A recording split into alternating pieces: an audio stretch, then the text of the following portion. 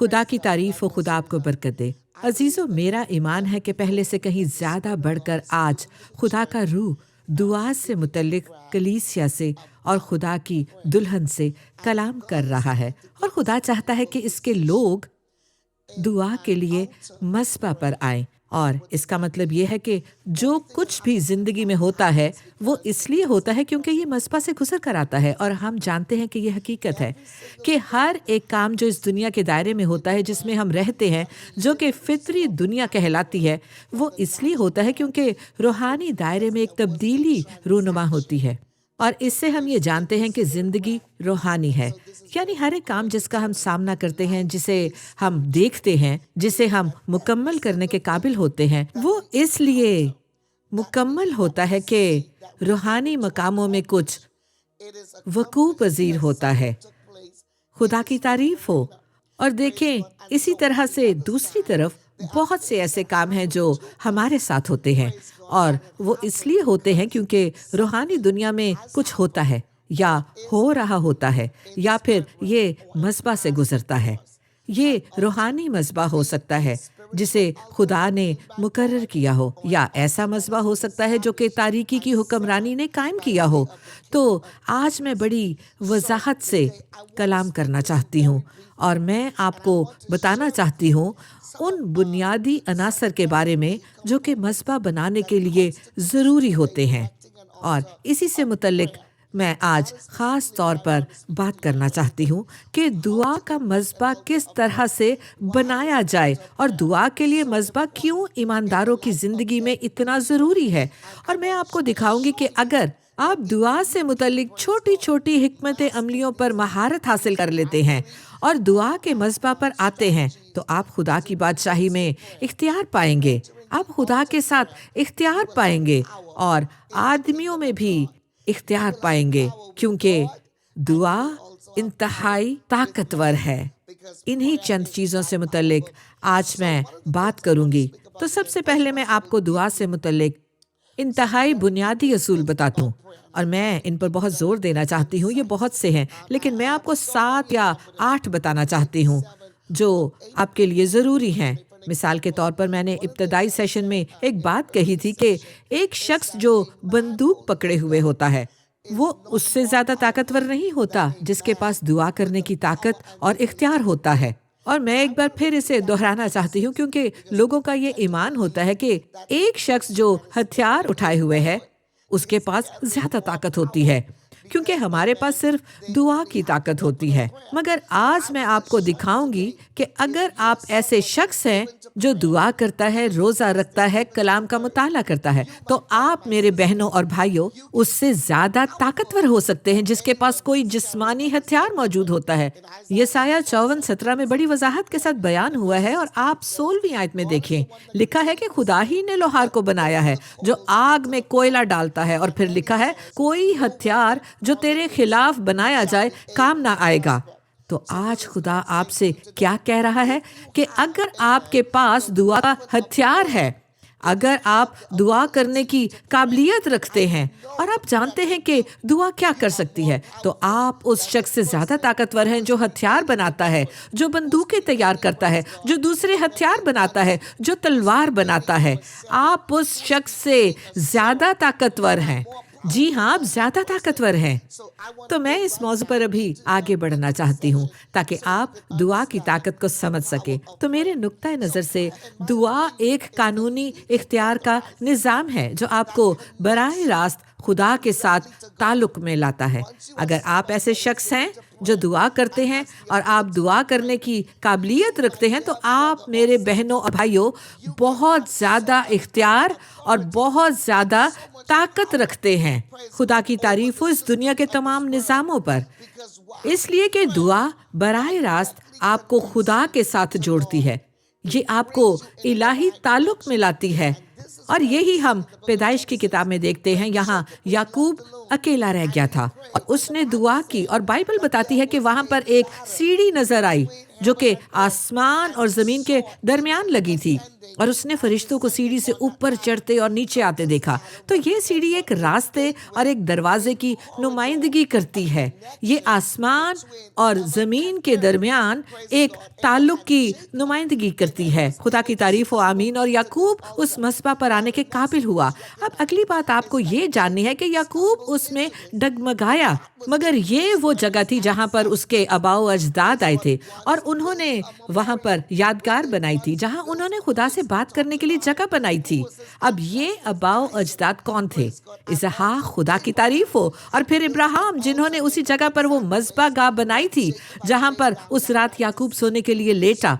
तो पहली बात, दुआ एक कानूनी निज़ाम है जो बराह रास्त आपको खुदा के साथ ताल्लुक में लाता है। आप मेरी बात को समझ रहे हैं? नंबर 2, दुआ से एक राब्ता जन्म लेता है जो कि अजीजों आपको खुदा के साथ बराह रास्त ताल्लुक में लेकर आता है। तो क्या अजीजों आप मेरी बात को समझ रहे हैं? नंबर 2, दुआ से एक राब्ता जन्म लेता है, हालेलुया, जो हम जानते हैं कि दुआ को बयान करता है। इससे 2 रोया राब्ता जन्म लेता है। तो दूसरी बात आपको ये समझनी है कि दुआ यकतरफा नहीं होती, बल्कि दुआ एक मुकालमा है। दुआ एक मुकालमा है, ये यकतरफा नहीं होती, ये आपकी 2 रोया इबलाग का जरिया बनती है। तो अगर आप दुआ करना शुरू करते हैं, अगर आप जानते हैं कि दुआ कैसे करनी है, अगर आप राब्ते का जरिया इस्तेमाल करते हैं खुदा के साथ, तो खुदा की तारीफ हो। तो ये चीज़ बराह रास्त आपको खुदा के साथ ताल्लुक में लाती है और इससे मुकालमा शुरू होता है। अगर आप एक दुआए जंग में हैं या शिफायत करने वाले हैं, या आप अपनी मिनिस्ट्री या चर्च में दुआ से मुतल्लिक किसी भी हवाले से मुंसलिक हैं, बतौर मसीही आप ये कर सकते हैं कि खुदा से बात करें, मगर खुदा आपसे जवाबन बात ना करे, तो फिर ये दुआ नहीं है। ये हकीकत में दुआ नहीं है, क्योंकि दुआ में एक मकालमा जन्म लेता है और ये खुदा के सुनने की वजह बनती है, ये खुदा के जवाब देने की वजह बनती है, ये खुदा के जवाब देने की वजह बनती है। तो कोई भी जो मुसलसल दुआ करता है, या हर कोई जो मुसलसल इसमें मशगूल रहता है, दुआ के मस्बा पर आता है, दुआ के माहौल में आता है, हर सुबह हर रात जो दुआ करता है, खुदा की तारीफ हो, तो फिर खुद ब खुद आप खुद को उसमें मशगूल कर लेते हैं, जिसे दुआ या मुकालमा कहते हैं, जहाँ खुदा आपसे कलाम करता है और आप मेरे अजीजों खुदा से बात करते हैं। आप खुदा से बात करते हैं, आप खुदा के सामने मामलात पेश करते हैं और खुदा उनके जवाब देता है या हल देता है। पहली बात, दुआ एक कानूनी निज़ाम है, ये आपको खुदा के साथ जोड़ता है। नंबर 2, दुआ से मुकालमा जन्म लेता है, खुदा के साथ गुफ्तगू शुरू होती है। और फिर नंबर 3, खुदा की तारीफ हो, दुआ शराकत को परवान चढ़ाती है, और उसके लिए एक लफ्ज़ है कम्युनियन। ये किसी रस्सी को लपेटना नहीं है, बल्कि खुदा की तारीफ हो, ये हासिल करना और देना है। ये हासिल करना है, ये बाहम इकट्ठे होना है। खुदा की तारीफ हो, ये खुदा की रूह का आपकी रूह के साथ शामिल होना है, और ये आपको ऐसे मकाम पर लाता है जहां आप और खुदा का रूह एक हो जाते हैं। और यही खुदा हर रोज चाहता है। यीशु कहता है कि हम एक हों।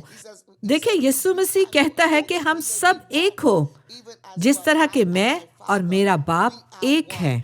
और अगला नुक्ता नंबर 4 है, खुदा की तारीफ हो, आमीन, दुआ। और अगला नुक्ता नंबर 4 है, खुदा की तारीफ हो, आमीन, दुआ आपको इख्तियार मुंतकिल करने के दायरे में लाती है। आमीन। तो दुआ उस दायरे की नुमाइंदगी करती है कि कैसे इंसान को इख्तियार दिया जाता है या इख्तियार मुंतकिल किया जाता है। दुआ नुमाइंदगी करती है कि आपको कितनी ताकत या इख्तियार मुंतकिल किया गया है। जब आप दुआ करते हैं तो ये आपको रूहानी दायरे में पेश करती है, और जब आप खुदा के रूह के दायरे में आते हैं तो आप सीखना और समझना शुरू करते हैं कि कितना इख्तियार आपको मुंतकिल किया गया है। मुंतकली वकूअ पजीर होती है। दुआ आप में इख्तियार को लाती है। दुआ वो निज़ाम है जो खुदा के इख्तियार को आप में मुंतकिल करता है, ना तो जोर से और ना तो तवानाई से, बल्कि खुदा के रूह से ये हो सकता है। تو وہ لوگ جو دعا میں مشغول ہوتے ہیں باقاعدگی کے ساتھ دعا کرتے ہیں. یاد رکھیں یہ لفظ بلا ناغہ دعا کرنا ہے. یہ ایک مخصوص دعا ہوتی ہے. یہ دعا کے ساتھ وفاداری اور عہد ہے اور اسی سے نتائج سامنے آتے ہیں. یہ دعا کے ساتھ وفاداری اور عہد ہے اور اسی سے نتائج سامنے آتے ہیں. یہ وہ لوگ نہیں جو کبھی دعا کے لیے چلے جاتے ہیں اور کبھی نہیں جاتے. اور میں آپ کو یہ بتانا چاہتی ہوں کہ یہ ان لوگوں سے متعلق نہیں ہے جو کہ اکثر دعا پر ڈگمگاتے رہتے ہیں. دعا اتنی طاقتور ہے، یہ اتنا طاقتور نظام ہے کہ جب آپ بلا ناغہ پورے دل کے ساتھ مصمم ارادے کے ساتھ خود کو دعا میں مشغول کرتے ہیں اور خدا کے چہرے کے طالب ہوتے ہیں تو پھر دعا آپ کو روح کے دائرے میں لے کر جاتی ہے. ہاللویا. اور یہ اختیار کی آپ میں منتقلی کا باعث بنتی ہے جو کہ انتہائی اہم ہے، کیونکہ بہت سے لوگ ایسے ہیں جو دعا کے معیارات کے باہر رہ کر کام کرنا چاہتے ہیں اور پھر وہ اختیار کے کچھ مقام تک کام کرنے کے قابل ہوتے ہیں. میری بات غور سے سنیں اور میں یہ سوال پوچھتی ہوں، کیا یہ حقیقی اختیار ہے؟ کیا یہ خدا کی طرف سے اختیار ہے یا یہ وہ اختیار ہے جو شیطان کی طرف سے ہے یا دوسرے ذرائع سے ہے جو کہ موجود ہے؟ اگر آپ حقیقت میں دعا کرتے اور خدا سے بات کرتے ہیں تو خدا اپنا اختیار آپ کو دے گا. وہ آپ کی زندگی میں اپنا اختیار نازل کرے گا. اور جب آپ پاک جگہ پر خدمت کے لیے کھڑے ہوں گے کہ بیماروں کے لیے دعا کریں، معذوروں کے لیے دعا کریں، تو دعا آپ کو اس مقام پر لاتی ہے. خدا کی تعریف ہو. تو دعا سے متعلق اگلی بات کیا ہے؟ خدا کی تعریف ہو. دعا آپ کو روحانی قربت سے متعارف کرواتی ہے، روحانی قربت سے. اور اس سے متعلق میں پہلے بات کر چکی ہوں. خدا کی تعریف ہو کہ آپ خدا کے ساتھ ایک ہوتے ہیں اور اس کے ساتھ شراکت رکھتے ہیں. مگر اس نقطے میں یہ صرف شراکت نہیں ہے، یہ آپ کو اگلے درجے پر لے جاتا ہے. یہ آپ کے خدا کے ساتھ قریب ہونے کی وجہ بنتا ہے. اور آپ جانتے ہیں کہ جب آپ کسی کے ساتھ قربت میں ہوتے ہیں تو وہ تفصیلات آپ کو بتاتے ہیں. آپ بڑی تفصیلی گفتگو کرتے ہیں. وہ اپنے بھید آپ کو بتاتے ہیں. وہ بھید کی باتیں آپ کے ساتھ کرتے ہیں. جب آپ شفایت کرنے والے بن جاتے ہیں تو آپ خدا کے ساتھ قربت میں آنا شروع کرتے ہیں. خدا آپ کے ساتھ قربت میں آتا ہے. وہ اپنے بھید آپ کے ساتھ شیئر کرنا چاہتا ہے. وہ آپ کو وہ باتیں بتانا چاہتا ہے جو آپ عام طور پر نہیں جان سکتے. وہ آپ کو وہ چیزیں دکھانا چاہتا ہے جو آپ عام طور پر نہیں دیکھ پاتے. نمبر 3، وہ آپ کو ان جگہوں پر لے جانا چاہتا ہے جہاں آپ عام طور پر نہیں جا سکتے. تو یہ وہ کام ہے جو دعا کرتی ہے اس شخص کے لیے جو بلا ناغہ دعا کرتا ہے اور جو خدا کے ساتھ اپنے تعلق میں سنجیدہ ہوتا ہے. آمین. خدا کی تعریف ہو. اور یہ نمبر 5 تھا. اور نمبر 6 دیکھیں، دعا آپ کو جواب دلاتی ہے. دعا کا جواب ملتا ہے. لوگ ہمیشہ یہ جاننا چاہتے ہیں کہ میں اپنی دعا کا جواب کیسے حاصل کروں، میں نتائج کیسے حاصل کروں. خدا کی تعریف ہو. اگر آپ دعا کرتے ہیں اور اگر آپ دعا میں کامیاب ہونا چاہتے ہیں، ہر شخص جو کسی سے بات کرتا ہے اور اسے درخواست بھیجتا ہے تو پھر آپ اس کا جواب پاتے ہیں. دعا وہ ذریعہ ہے جو آپ کے لیے جواب لاتا ہے. ہر ایک مسئلے کے لیے، بھلے آپ اس معاملے میں تعلیم یافتہ نہ بھی ہوں، دعا آپ کے لیے ایک ایسی دنیا کو کھول دیتی ہے، ایک ایسے ماحول کو قائم کرتی ہے جہاں آپ باخبر ہوتے ہیں. آپ مجھ سے پوچھیں گے کیوں؟ آپ روحانی طور پر علم حاصل کرتے ہیں اور حکمت حاصل کرتے ہیں، ایسی چیزوں میں بھی جو دنیا سے متعلقہ ہوں. آپ ان کے حوالے سے بات کر سکتے ہیں. اور یہ اس لیے ہوتا ہے کہ آپ دعائیا جنگجو ہیں. آپ دانییل کی زندگی کے بارے میں دیکھ سکتے ہیں. آپ دانییل جیسے لوگوں کی زندگیوں میں ایسا دیکھتے ہیں کہ وہ خدا کے ساتھ اتنی قربت میں چلتے تھے. اور دانییل دن میں 3 بار دعا کرتا تھا. بائبل میں مرقوم ہے کہ دانییل دن میں 3 بار دعا کرتا تھا اور وہ اپنی کھڑکی کو کھولتا تھا. حالانکہ وہ ایک قیدی تھا اور اسیر بنا کر بابل میں لایا گیا تھا. ہر روز وہ بیدار ہوتا اور مشرق کی طرف اپنی کھڑکی کو کھولتا، جس طرف یروشلم تھا جو کہ اس کی پیدائش کی جگہ تھی. اور جب وہ مشرق کی طرف اپنی کھڑکی کو کھولتا تھا تو بائبل کہتی ہے کہ دانییل اسے دعا کے لیے کھولتا تھا. وہ دعا میں اپنے خدا کے سامنے جھکتا تھا اور خدا دانییل سے کلام کرتا تھا اور خدا دانییل کو ہدایات دیتا تھا.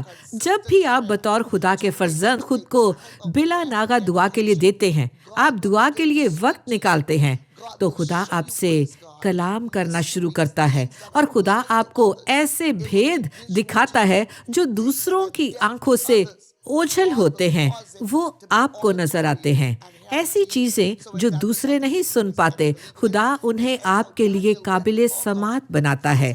तो दानिएल 6 बाब की 10वीं आयत में लिखा है कि कैसे दानिएल खुदा के सामने हाजिर होता था दिन में 3 बार, और वो दुआ करता था और खुदा उसकी दुआओं का जवाब देता था।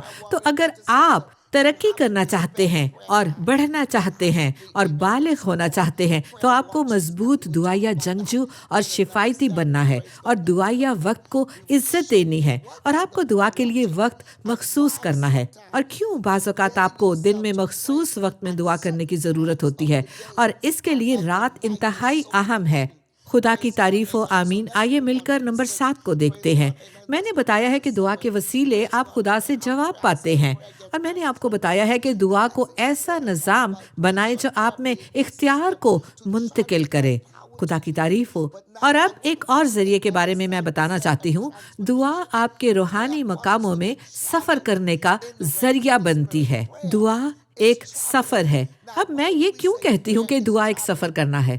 हम इसलिए कहते हैं कि दुआ एक सफ़र है क्योंकि दुआ आपको वहाँ से आगे लेकर जाती है जहाँ आप होते हैं, एक दूसरी जगह पर, और बाज़ औक़ात बिना उस जगह को छोड़े आप जोग्राफियाई हदूद को छोड़े। ओह मेरे खुदाया, ये ताकतवर बात है। दुआ रूह में सफ़र करना है। दुआ आपके जापान जाने की वजह बनती है और आप अपने घर से भी नहीं निकलते। दुआ आपको अफ्रीका ले जाती है और जबकि आप अब भी घुटना नशीन होते हैं। हाँ, आप रूह में सफ़र करते हैं। दुआ ताकतवर है। दुआ दरवाजे खोलती है, मगर दुआ दरवाजे बंद भी करती है। तो दुआ जारहाना भी है और दिफाई भी है। ये आपको अंदरूनी और बैरूनी तौर पर मदद फराहम करती है। ये आपको ऊपर ले जाती है और किसी को नीचे भी ले जाती है। याद रखें कि दुआ इतनी ताकतवर है। तो आपने अमाल 10वें बाब में देखा है जब पतरस कर्नेलियस के घर में दाखिल होता है, इसलिए कि कर्नेलियस वो शख्स था जो दुआ, रोज़े और बोने के लिए दिया गया था। याद रखें मैंने क्या कहा है, दुआ, रोज़े और देने के लिए है। तो ये वो अनासर हैं जो इकट्ठे काम करते हैं। ये वो चीज़ें हैं जो मैं आपको दिखा रही हूँ। जब खुदा ने उन लोगों को जवाब दिया जिन्होंने मुसलसल दुआ की थी, अगर आप नताइज पाना चाहते हैं, अगर आप जिंदगी में कामयाब होना चाहते हैं, तो खुदा आपको बुला रहा है। खुदा की तारीफ हो कि आप दुआ खुदा के दिल को बदलती है, और ये 8वां नुक्ता है। दुआ खुदा के दिल को बदलती है। तो हमने बात की है कि दुआ एक निज़ाम है जिसमें आप सफ़र कर सकते हैं। खुदा की तारीफ हो। और खुदा आपको सफ़र में ले जाता है और खुदा आपको रूह में ले जाता है। हत्ता कि जोग्राफियाई तौर पर भी वो आपको ले जाता है जहाँ लोग एक जगह से दूसरी जगह जाते हैं सिर्फ इसलिए कि वो दुआया तर्ज ज़िंदगी अपनाए होते हैं।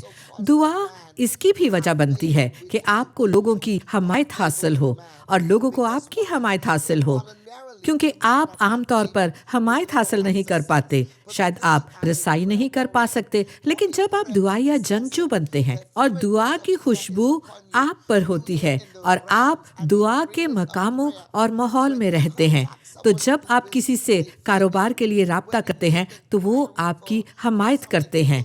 जब आप किसी चीज़ के बारे में तहकीक करते हैं तो लोग आपका साथ देते हैं, और ये इसलिए होता है अजीज़ों क्योंकि आप दुआ करने वाले होते हैं। आप दुआ के लिए वक्त निकालते हैं, शिफायत के लिए वक्त निकालते हैं। तो मुझे ये बात बहुत पसंद है कि दुआ एक सफ़र है, और मुझे ये अच्छा लगता है कि दुआ आपके रूहानी मकामों में सफ़र करने की वजह बनती है, और फिर दुआ से आपको हमायत हासिल होती है, और दुआ आपके जवाब पाने की वजह बनती है जो बिला नागा दुआ करते हैं।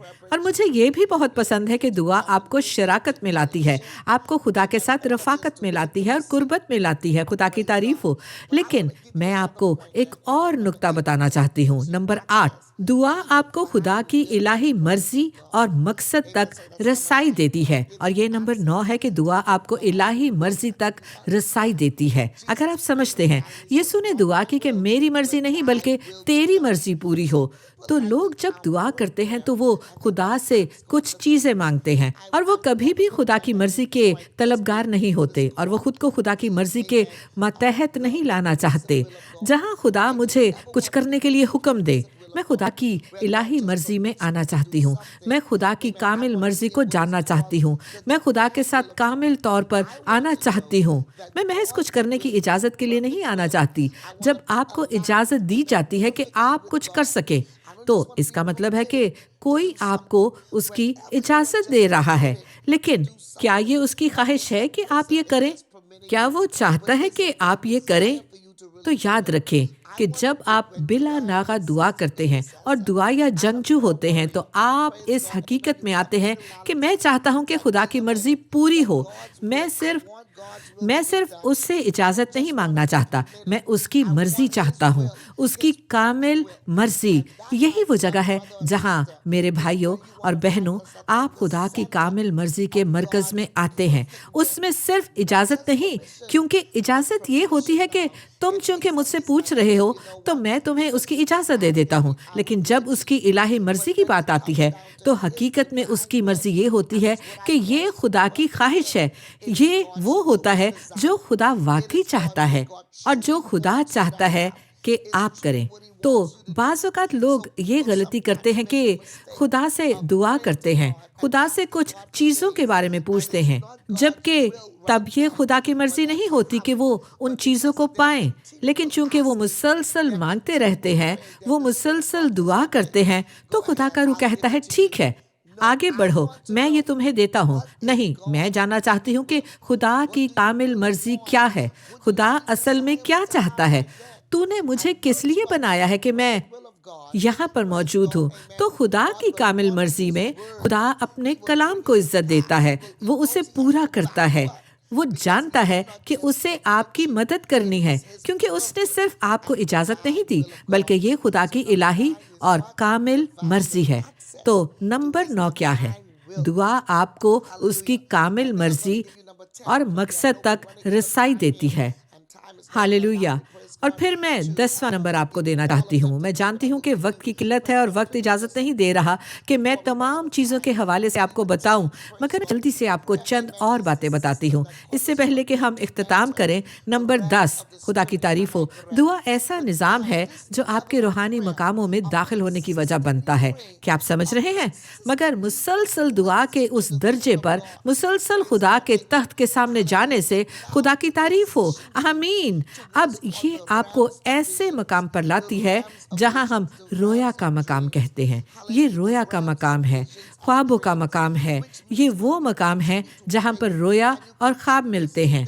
यानी जब आप मुसलसल दुआ करते हैं और मुसलसल खुदा के चेहरे के तालिब होते हैं, मुसलसल खुदा के तख्त के सामने आते हैं, तो आप खुद को रोया के मकाम के लिए पेश करते हैं। और ये वो मकाम है जहाँ पे रोया और ख्वाब मिलते हैं। सिर्फ इसलिए नहीं कि आप एक नबी हैं, सिर्फ इसलिए नहीं कि आप शायद एक खादिम हैं, बल्कि ये अब इसलिए होता है कि आपने खुद को इतना ज़्यादा दुआ के लिए पेश किया है और खुदा के सामने रोज़े में ठहरे हैं कि अब आप इस काबिल हो गए हैं कि आप रोया देख सकें और इसमें दाखिल हो सकें। आप रोया में दाखिल होने के काबिल होते हैं और आप फितरी मकामों से आगे चीज़ों को देख पाते हैं।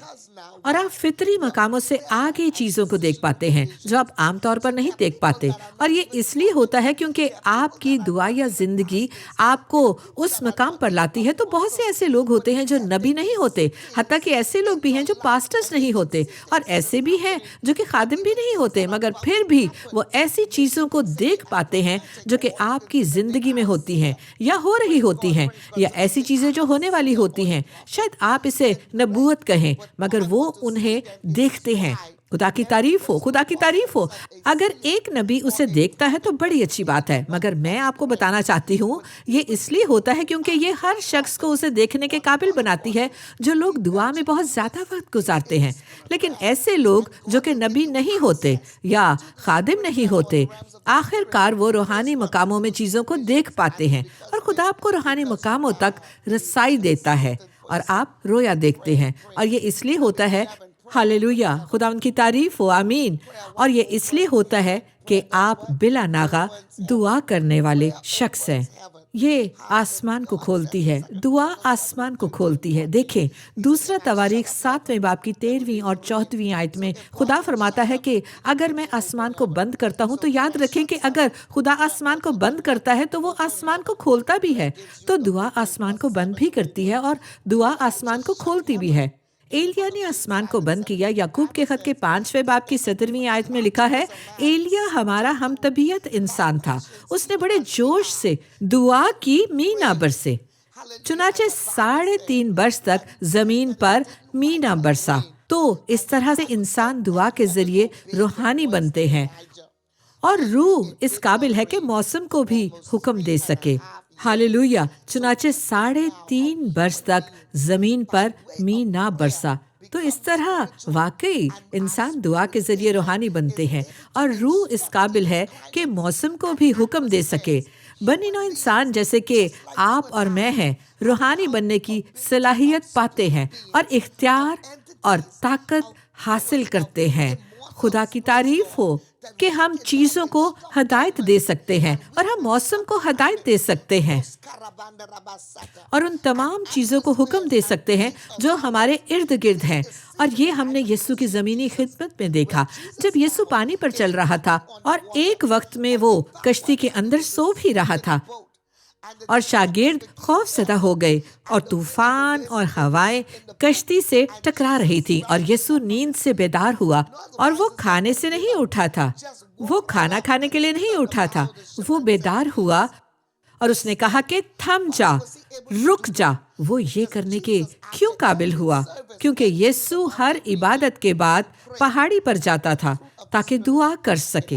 روح کا پھل 13واں نمبر ہے کہ دعا سے ہم روح کا پھل پاتے ہیں۔ نمبر 14، اس سے روحانی نعمتیں متحرک ہوتی ہیں، جبکہ آپ وہ ہیں جو کہ دعا کرتے ہیں اور خدا کی طرف سے نعمت نہیں پاتے جب تک آپ وفادار جنگجو بننے کے ہدف کو حاصل نہیں کرتے۔ اور یہ اس لیے ہے کہ وہ نعمت جو آپ دریافت کرتے ہیں، نعمت کبھی واپس نہیں ہوتی، اور پھر آپ بنا دعا یا زندگی کے نعمتوں کو استعمال کرتے ہیں۔ نمبر 14، دعا کے وسیلے حکمت آتی ہے۔ یہ بہت اہم ہے، دعا سے حکمت آتی ہے۔ حکمت کی روح، جس سے متعلق میں کہتی ہوں کہ یہ انتہائی اہم ہے۔ اگر آپ اسے بطور مسیحی، بطور ایماندار پانا چاہتے ہیں تو آپ کو خدا کی حکمت کی ضرورت ہے۔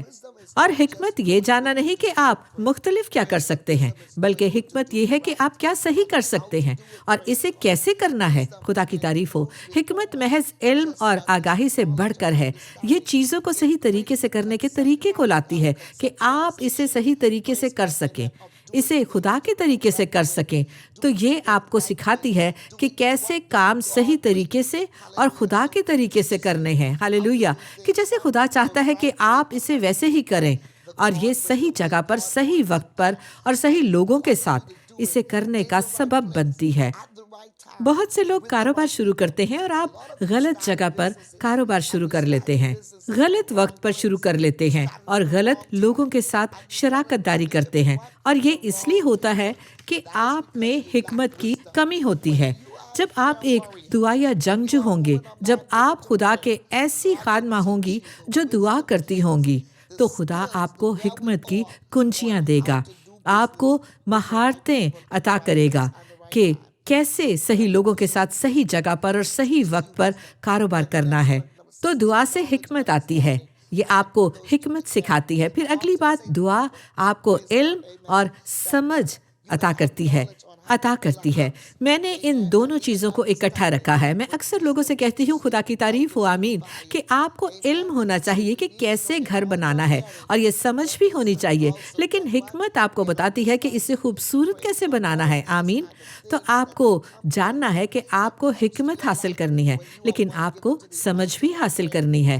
یہ وہ تمام چیزیں ہیں جو آپ کی زندگی میں ہونی چاہیے، اور یہ تب آپ کی زندگی میں آتی ہیں جب آپ دعا کے لیے مصباح بناتے ہیں۔ خدا کی تعریف ہو، آمین۔ وقت بہت تیزی سے چل رہا ہے، اور میں نمبر 17واں آپ کو بتانا چاہتی ہوں کہ دعا غیر فہم معجزات لاتی ہے۔ اور پھر نمبر 18، دعا مستقل شفا اور رہائی دلاتی ہے۔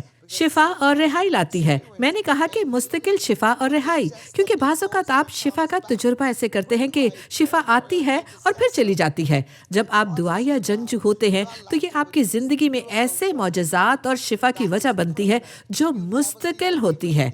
आप फिर से बदरूहों को नहीं देखते। और अब हम अगले नंबर पर आते हैं। नंबर 18 पर दुआ रिहाई लाती है। मुकम्मल रिहाई, हतमी रिहाई, आर्जी नहीं बल्कि मुकम्मल रिहाई। इसका मतलब है आप मुकम्मल रिहाई पाते हैं अब्लीसी कुव्वतों से। हालेलुया। गौर से सुने, आप इन्हें बस निकालते नहीं, दुआ बदरूहों को निकालती है। मगर मैं इससे अगले दर्जे की बात कर रही हूँ जो कि मुकम्मल रिहाई है, जो आपको उस मकाम पर लाती है जब आप उस हकीकत को जानते हैं कि आप मुकम्मल तौर पर आज़ाद हैं और आप पर ये मसाइल नहीं आएंगे। नंबर 19, दुआ खुदा की आवाज़ पर फर्माबरदारी पैदा करती है। आप खुदा की फर्माबरदारी करते हैं, आप वही करते हैं जो वो करने को कहता है। दुआ आपको इख्तियार देती है, कभी इससे मत भूलें। नंबर 20, दुआ आजमाइशों पर गालिब आने में मदद देती है। दुआ आजमाइशों पर गालिब आने में मदद देती है और आप उन आजमाइशों को इम्तिहानों से अलग रख सकते हैं। और अब नंबर 21 देखें, क्योंकि ये मुख्तलिफ है। आजमाइश वो चीज़ होती है जो आप पर आती है और अब्लीस इसे पैदा करता है ताकि आप गिरें और नाकाम हो। मगर नंबर 21, बाज़ औक़ात खुदा आप पर इम्तिहान लाता है और खुदा आपको इम्तिहान में से गुजरने देता है। आप कुछ इम्तिहानात में से या ऐसी मुश्किलात से गुजरते हैं जो आपको बेहतर जगह पर ला सके। दुआ आपको आजमाइशों पर गालिब आने में मदद देती है और ये आपको इम्तिहानात में से गुजारती है। हालेलुया। ये वो चंद बातें थी जो मैं आपको बताना चाहती थी। आज हमने 21 चीज़ों पर बात की जो कि दुआ करती है ताकि आप रूहानी मकामों में दाखिल हों और रूह के दायरे में दाखिल हों और एक फातेह मसीही ज़िंदगी गुजार सकें।